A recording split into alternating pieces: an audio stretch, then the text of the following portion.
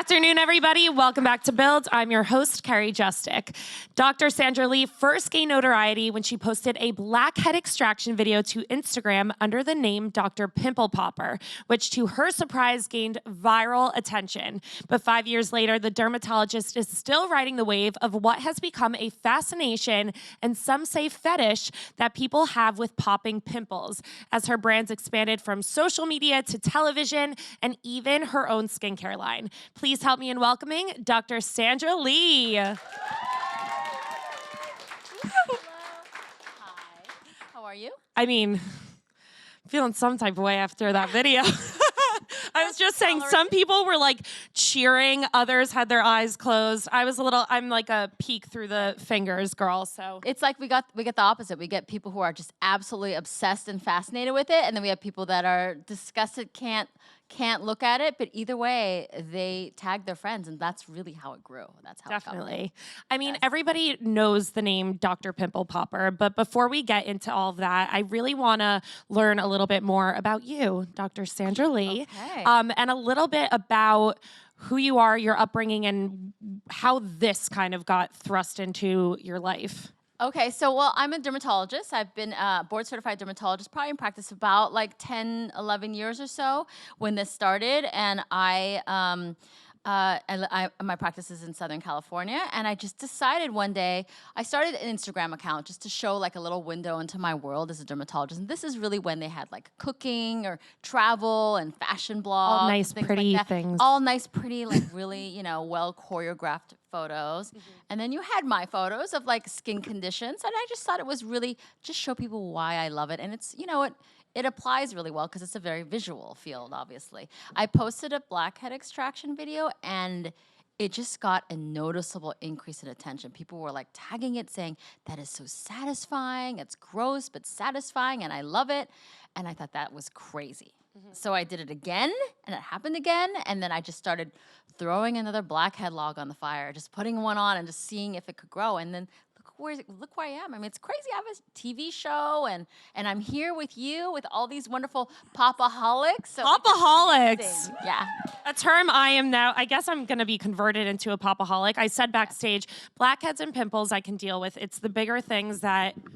You're a soft popper. We call you soft. Oh, you're a soft popper. There's okay. a hard popper and a soft popper. You have your own like terminology. Yes, you got to build up to it. That's awesome. But obviously, like you said, you wanted to give people a look into your life essentially and into your career. Yes. So you didn't really have much of a strategy with social media at first? I didn't. I just saw that this was growing, and I thought, then it becomes like, how big can you get it? But then you realize, certainly early on too, that I noticed that there's this attention here. I realized that there's a platform that I have. I have this opportunity to really show people how amazing my job is, and really to educate people too. It's sort of like you entertain them, but now they're secretly come away educated, and it makes you feel good about yourself. Like, people now know the difference between a cyst and a lipoma, or they may know much more about what psoriasis or hidradenitis suppurativa, which are all these really strange names, but people understand them now. And I realize it's my opportunity to show people. I think it helps people be more accepting and really understand what other people go through, and really makes the world maybe a little better, or makes us happier and treat each other more with respect, which is just really nice. So I realize that that's my responsibility and what I try to do. I love that, because I think a lot of people who might come across you and your platform for the first time might not understand that. Yes. But after seeing your show, which is now, you're in season 4, which is crazy. Yes. But after seeing that, you really realize what impact this has on people's lives. It's not somebody with a little bit of acne. It's these people who have severe... Yeah. The biggest compliment I've ever gotten was from my colleagues, my fellow colleagues, because that was the thing that I was most scared about, like telling the people that I trained with, yeah, I'm that person, Dr. Pimple Popper. That's actually me, and that's what we're doing. Because, I think the fact that they all kind of come back and say, you're doing good things for the specialty. I'm not making us look, I don't want us to make us look foolish. I'm always treating my patients with respect. They come number one, and they see that you know, it's actually like a tongue-in-cheek kind of name. You know, we're trying to elevate dermatology. You know, we're so much more than just pimple poppers, and that's what is so wonderful that I get this opportunity to do this. And it's very intimidating though too. It's a lot of pressure and stress, but it's just wonderful that I get to do that, and so it just makes it exciting. And like you said, I mean, your colleagues and your dad is a dermatologist yeah. as well. Yeah. Were you hiding this from them? Yeah. So you were like a little bit of a Hannah And my Montana. husband, he's a dermatologist, and I okay. hid it from him too. Well, because in the beginning I thought, you know, I'm just gonna build this, and I had my comforter on in bed underneath the covers with my laptop, and I would be posting things, and I didn't tell my husband at all, because he would always get annoyed with me because I'm a very big multitasker. Like I can't just watch TV; I have to do like a million things at the same time, and it would always be bedazzling something, or he'd like think it's a big waste of time. So I was like, I'm gonna show him. I'm gonna do something for our specialty, what we do. And so he was really impressed when I showed him finally, you know, how many followers I had. But I have a really funny story with my dad, who's also a dermatologist, who's retired. One of my videos went viral, and I told him this, you know, and I said, you know, I had a video, and it has all these people watching it. And he's like, what's the video about? And I said, it's about blackhead extractions. And he just looked at me and he said, that is the most ridiculous thing I've ever heard. That's just the silliest thing. The very next day, he's retired. He went to an Apple store to like get like training. You know, he likes to go and like get a little information about his computer. And he told the young lady there, like, I wanna learn how to upload my fly fishing videos to YouTube like my daughter does. And she said, I have to show you my favorite channel on that. No, you know, I want to show you my channel. It was my channel. And he came back to me and he just put his hands on my shoulders. He said, Sandra, you don't ever have to wait in line at the Apple store. Like he was so like You've made it. Yes, that was a funny thing. So you know, it's just crazy. He sees how it is. Like I think all dermatologists probably see like, what is this? What happened? And I don't know, but it just happened, and I luckily saw this and was able to, you know, do something with it, which is crazy because it's pimple popping. It's crazy. Do you have other moments where it maybe hit you that Dr. Pimple Popper is going to be a brand, it's going to be this bigger thing and not just your silly side project? Walking in here, when people are here like wanting me to sign autographs, that's crazy to me. Like I just, you know, or when people, you know, I get crazy things like, patients come from all around. They come from all continents. It's from traveling from far away to see me for something.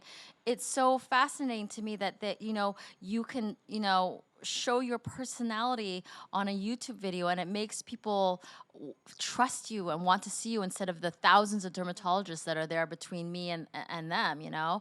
My voice to a lot of my YouTube videos and social media, you would hear mainly my voice. And I have been in airports where I've been speaking and somebody will tap me on the shoulder saying, I heard your voice and I knew you were around here, and then they zoned in on me and found me. And I'll meet people too, and then the moment they meet me and they shake my hand and I say hello, they go, oh yeah, it is you. Like I hear your voice.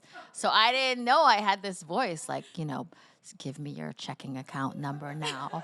I don't know, that kind of voice. Like I feel like I could, you know, seduce anybody. Yeah. Well, you said before it's like ASMR because everybody would just hear your voice. That is a big component of it. Yeah. It's so, I mean, it honestly is weird, but do you understand the fascination? Like, because I feel like your view of dermatology is so different than ours because we don't actually know what you're doing. It's just for some reason satisfying. Is it as satisfying to you? Well, I understand the attraction to this now. When I first did it, I was like, I don't get why all these people, but I myself, when I've edited my video, I've been sucked into them. And I understand that too. I'm like, I gotta watch that one again. That was like really good. I gotta rewind that and watch that again. And it's just, it has this way of like pulling you in for some reason. It's really amazing. And, you know, it's just part of, it's so interesting that it makes people feel happy. And that's really what it's all about. And that's why it does so well. And why, if it was really based on any negativity at all, it wouldn't be successful, and I wouldn't feel good about it. But I feel really good and I'm really proud of this because of all that. And then the show is just another like broadening of this, and it makes it so much more, even more amazing, because I feel so lucky to be a part of it because I get to I get to like have an effect on people, and I get to see it. Like not every dermatologist or any physician gets to see that. You know, you don't really see how what you do changes people's lives because you're just there in the office and you're prescribing something for them, or you're removing something and you're saying, see you later. But I actually get to see people talk about it. I get to see how they live and how it has changed them. And that is just so cool. That is so awesome that I get to see that. And I just feel really lucky about that. So that makes it worth it. That makes it worth all the stress, you know, and, you know, because it's stressful having somebody come out from like, I don't even know, from the Philippines, flying out to see you for something that, you know, I don't say that I'm the expert at it. I'm like a lot of other dermatologists. I maybe like surgery more than others, but I wouldn't say that I'm the most amazing. I'm not the smartest, most adept dermatologist, but I love what I do, and I think I do it pretty well, you know, but it's a lot of pressure to like have people think that you're the only one that can help them. And on top of the pressure, I also think about boundaries maybe, because as a doctor who has this platform and you're on Instagram and you seem very accessible to people, what's the line? Like, are people DMing you and sending you pictures of their ailments and they're like, come help You know, me? Like, when are you like, this is enough? Well, it's funny because we were just talking about this amongst a group of women, like that we, you know, when people send you like inappropriate pics, I get a whole different level of inappropriate that, you know, like it's just different. It's not a bigger level, but it's just a totally different sort of thing. It's hard, you know, there's this level that you can protect yourself in a sense because I cannot really give medical advice to somebody that's not my patient. So I can't like just tell people. I mean, if somebody sent me a picture and I really thought it was a melanoma, I would speak up and say something just like I would if I was standing behind them in the grocery store. But I mean, I can't really dispense medical advice. So I mean, it's too much. It's too much to have to do all that and too much responsibility to do that. So, you know, I try to stay away from those kinds of things. Is that what the question you asked? Yeah, no, for sure. I felt like I went off topic for a second. Okay. No, because I can imagine, I mean, so many people who have these social media platforms, you have millions of followers. Right. I can't imagine what your DMs look like. Well, we get the most, as dermatologists, probably than any other specialty, we get the most what we call curbside consults. Yeah. Because, you know, if you find out, a lot of us don't like to even say that we're dermatologists because of the fact, because then somebody will go, oh, well, look at this mole. I mean, you can't. You know, if you meet an OBGYN, you're not going to necessarily talk about, you know, or show them something, but it's very easy to pull up your shirt and show somebody a mole. So we get that more than anybody else. My husband and I have a funny story because he's a dermatologist too, and he doesn't like to say that he's a dermatologist. And there's no hiding with you. Yeah, well, yeah, now there isn't. But it was funny because he definitely will say, like, when we go in circles, like if you go on a vacation and you have to go around and say, like, you know, what you do for a living and what I say I'm a dermatologist, and he just says he's office manager. So like he gets that he makes me take the brunt of it. Yeah, that's not fair, Jeff.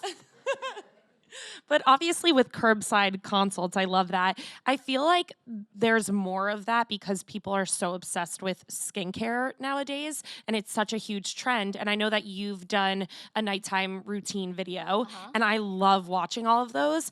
But is it, I mean, I don't know if it's dangerous, or is it just not a great idea for people to be watching all these videos and say, take tips from some celebrity who might be using a product that I shouldn't be using? Right. I mean, I think that anything too much, everything should be in moderation. And, you know, there are people who are obsessed with skincare, and there are people with body dysmorphic.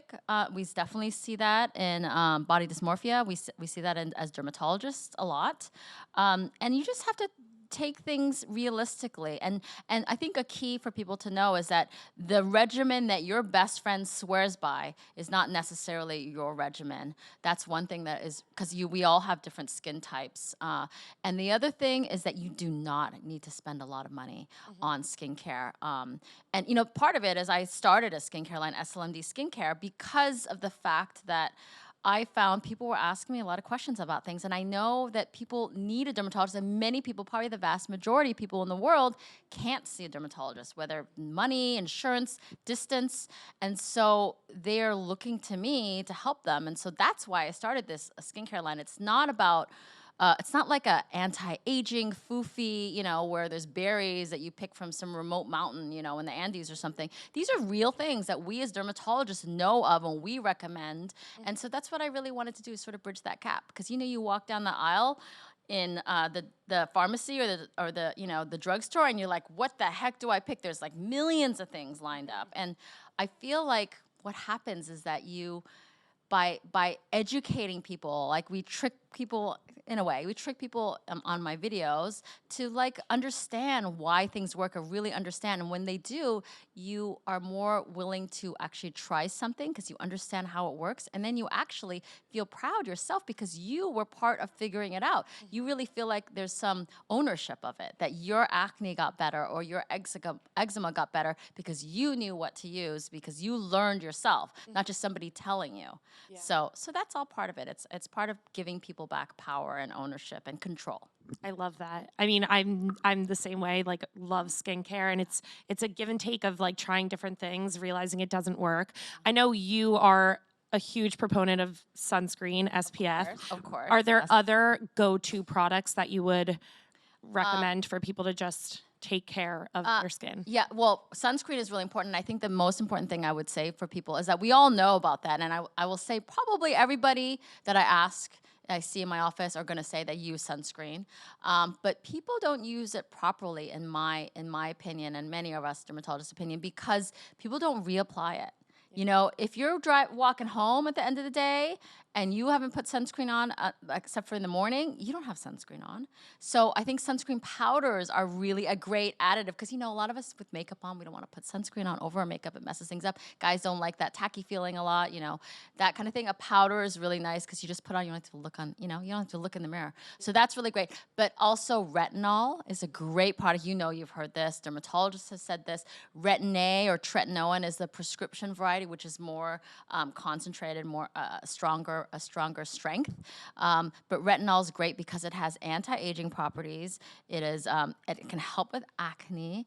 It can help with brown spots. We even use it in some cases to help minimize the development of skin cancers or precancers. So it's a really good thing to use. It's a little drying for people, and sometimes people are sun sensitive, so you have to adjust to it. But retinol is really nice because it's over the counter. It's a little bit more gentle, and you can usually adjust to that one much easier. Yeah, I had a little bit of a retinol mishap, and I don't recommend it to anybody. There's a lot of retinol mishaps. You got to ease in. Yes, you do. Yes, and you can't get a wax right after or something like that. You could get in trouble. Yes. And so obviously, I mean, you say on Instagram, people have tried to block you. You've been restricted with some videos. Like in the beginning, I was. Yes, but Selena Gomez saved me. I like to say. How did she save you? Because I would be fighting all the time. I would get, you know, community guidelines strike against me. And actually, I think the first year in, Selena Gomez gave an interview with the CEO of Instagram, and she was asked, like, what is the most creative Instagram channel? And she said, mine. Yes, I love you, Selena. I love you. And so since then, I feel like I've been untouchable. I was like, it was like, you know, grace, like light shine down on my Instagram account. So that was really nice that she did that. So it's interesting. We've got popaholics everywhere. Like I can't look at somebody and say, I know that person's a popaholic. It's like you never know. And I just feel like the world would be safer and there'd be world peace if many more people were just popaholics, like in the big positions. If all of our friends were the ones that run over to pop something on you. Yes. But you never know, like in your group, you ask them, and then suddenly if you find a friend, though, that if you're a popaholic and they are, you get this instant connection, like this bond. You're just like, yeah, we understand each other. That is so funny. But obviously, people are grossed out by it. Some. Yes. If you're not a popaholic. Even if you are a popaholic, maybe it's like a little... But what grosses you out? Well, I should tell you that I am not actually a true popaholic myself. I don't have to, I've never in my career before this had to remove cysts. In fact, I avoided them. I don't like it when people send me like popping videos. They make me anxious and they make me sweat. I can't look. I do the same kind of reactions that she did over there, where she's walking around, moving around. I can't look at them.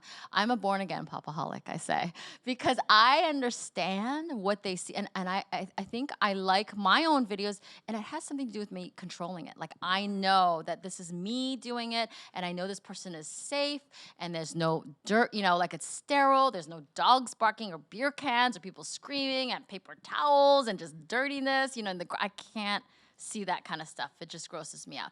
But I mean, other bodily fluids gross me out more. I mean, do we need me to say, diarrhea, vomit, all this stuff is disgusting. But you don't watch your own videos back and think that was I think gross. That was awesome sometimes. Yeah. Yeah. I mean, sometimes I look at it and go, oh, people are going to think that this is gross. It's not gross to me. Thank God I have a splash mask. I mean, I cook. When I cook and I touch meat, I have to wear gloves. I can't touch raw chicken. And it must be part of why I work and I'm touching skin or meat too. And I touch it with gloves. I cannot cook without gloves. So I have gloves at home that I put on when I cook. But I rarely cook too, so I know how to cook. I just choose not to. That's what I say. She's better at popping pimples, so she'll stay out of the kitchen for now. Yes. Okay, we're going to hand it over to audience Q&A. We have 4 questions. Ooh. Hi, Dr. Lee. How are you? I'm fine. I have to say that in my youth, I did not have the experience of pimples or zits. I actually experienced it at the age of 28, so I had adult acne.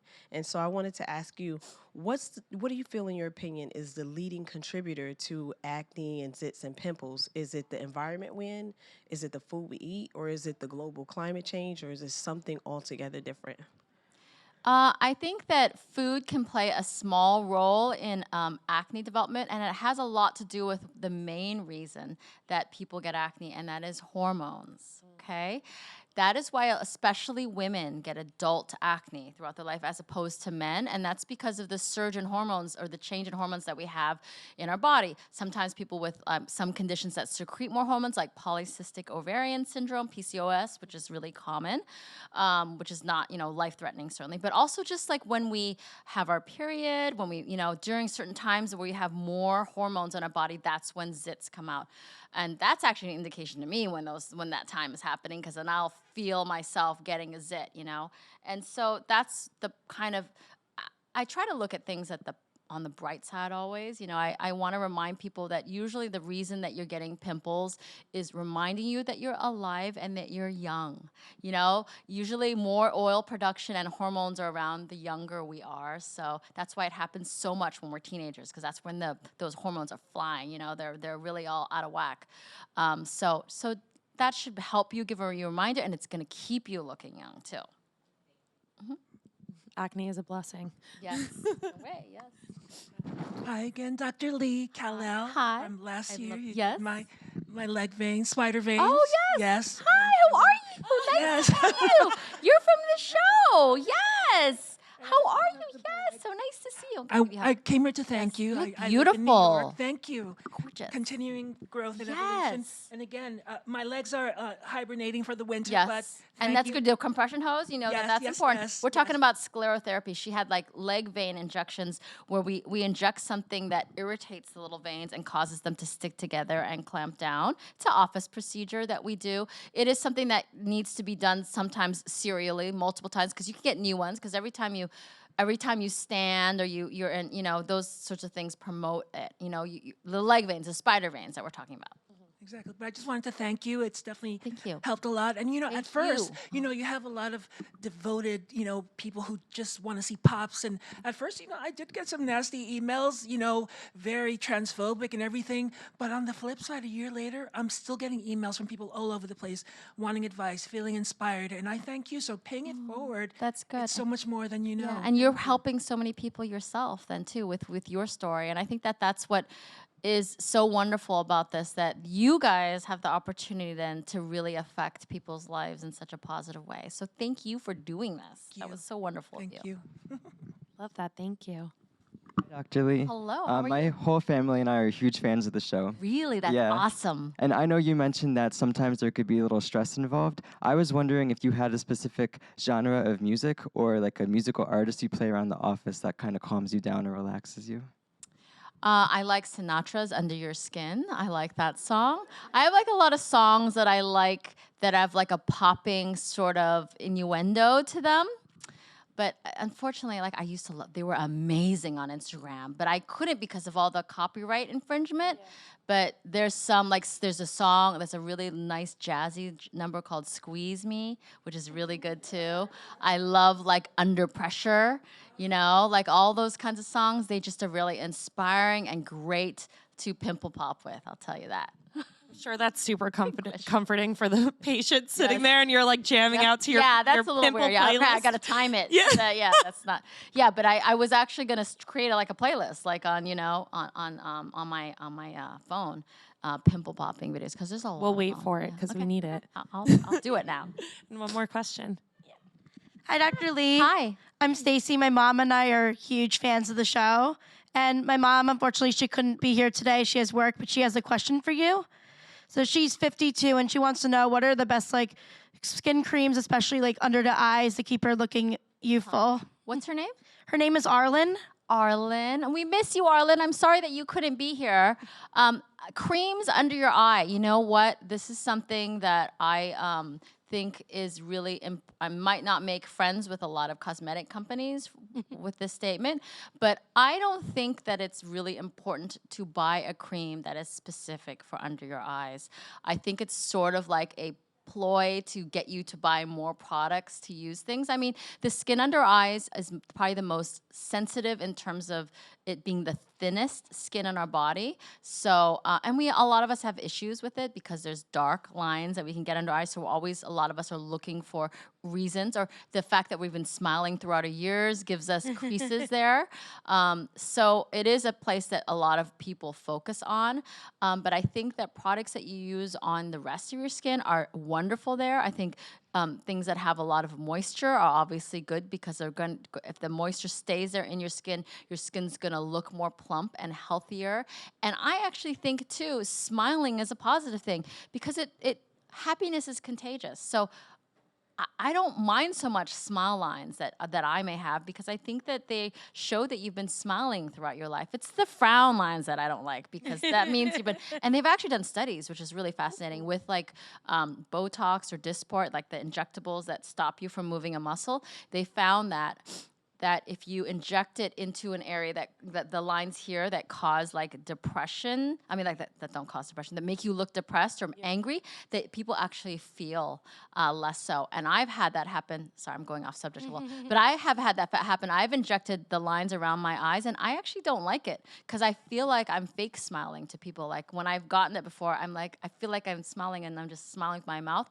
And I have to, I feel compelled to tell people, that was really funny, actually. I really was laughing, but I didn't feel like I was laughing. It actually made me feel, it actually made me feel bad about myself. So you can see how those expressions in our face are heavily tied into the way that we feel. So on that note, I think wonderful moisturizers are really good there. Hyaluronic acid is a really good additive to creams if you want good moisture, because hyaluronic acid is actually what's in fillers like Juvederm or Restylane, but they are hydrophilic, meaning they attract water. So they help to keep some of the moisture there on your skin. I also think one big tip about moisturization is, the biggest tip is, you know, when you get out of the shower or you first wash your face, that is the time to put moisturizer on. You know how you feel sometimes like things are dry? Yeah. It's because the water is evaporating on your skin. You think you're actually getting moisture, but you're actually drying out more taking a shower, taking a bath, because that water is being sucked off of your skin, and as it's doing that, it's pulling the moisture out. So I always stick a little tub of moisturizer in the shower with me, and while you're still damp, that's the time to put moisturizer on. Or when your face is still damp from cleaning, that's the time to put moisturizer on to help seal in the moisture. Thank you so much. Sorry, you got bonus answers there. Thank you. That was awesome. I feel like we just learned so much here. I'm a popaholic. I feel I'm ready. I'm ready for it. But thank you so much for coming and chatting with us. And everybody, make sure you go watch Thank you, Dr. guys. Pimple Popper on Yes, TLC. it's crazy this season. Thank you, guys.